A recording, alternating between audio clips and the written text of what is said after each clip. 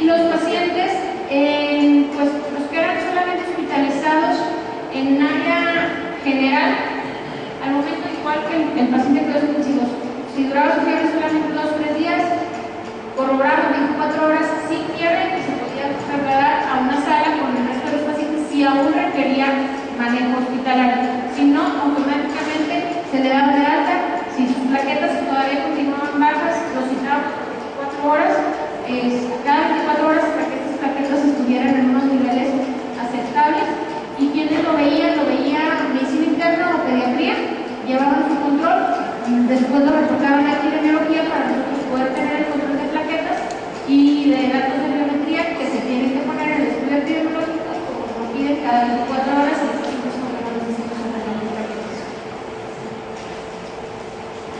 Y eso es lo que se presentó en el canal de accidentes, es como lo presentamos, lo vivimos. ¿No querían más imágenes? Todos los casos, perdónenme, se hizo un comité interno en ese momento de puro dengue, formado por medicina interna, por pediatría, médicos, infectólogos, epidemiólogos, quienes valoraron la situación de cada paciente. De hecho, incluso había médicos que solamente se dedicaban a ver en los pacientes de dengue en ese momento. ¿Para qué? Como eran las salas, con sus pacientes, sus pabellones, ese médico sabía que solamente iba a estar tratando pacientes con dengue. Los criterios de hospitalización que se tomaron en el 2009, los cuales siguen vigentes estos y están un poco más actualizados. Ahorita el doctor Eric, que es el que sigue, va a hablar de lo actual, de 2011, porque esto está en el 2009, que no había cambiado, ha cambiado un poco, de hecho son un poquito más acuciosos o más exagerados en los criterios de hospitalización. Son los pacientes con un recuento de plaquetas por debajo de 50,000 y que se pensara o se creyera que en ese momento nosotros teníamos una circulación del serotipo 3, porque el serotipo 3 es el que nos da más, probablemente puedan desarrollarse más un fiebre hemorrágica por dengue que el serotipo 1, que es el que estaba circulando en ese momento. Pacientes con sangrados menores, pacientes con datos de alarma, que presentaran datos de alarma, dolor abdominal, fiebre que no cedía, sangrados y plaquetas por encima de 50, aún era criterio de hospitalización.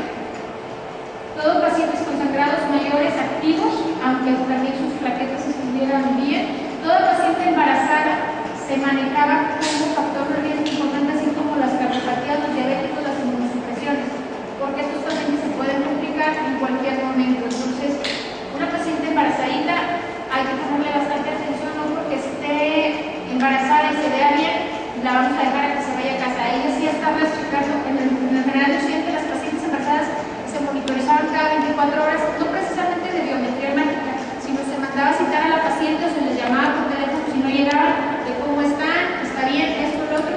¿Por qué? Por el manejo acucioso del factor de riesgo importante que presentaban las embarazadas, aunado a que en ese momento teníamos la situación de influenza también, y que pues para influenza también era un factor de riesgo importante.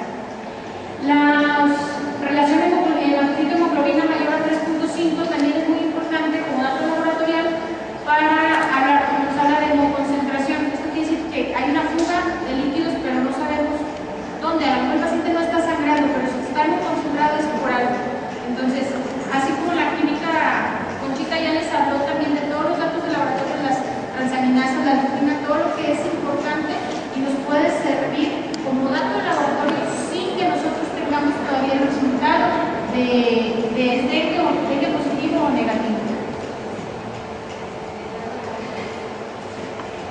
Las personas mayores de 60 años también se consideran que vivan solas, se consideran un factor de riesgo porque ellos no están atentos del cuidado que puedan tener. Les puedes explicar y a lo mejor no ponen la atención debida y hay pacientitos que se complicaron de la tercera edad por falta de atención de sus familiares, por estar solos. Entonces en el hospital pues, se consideró un factor de riesgo importante. ¿Cómo se presentó los casos de dengue en el hospital? Así fue como estuvo el hospital. Tenía que ir un área de vigilancia afuera de un consultorio. Esto era dengue, uno para los pacientes con dengue.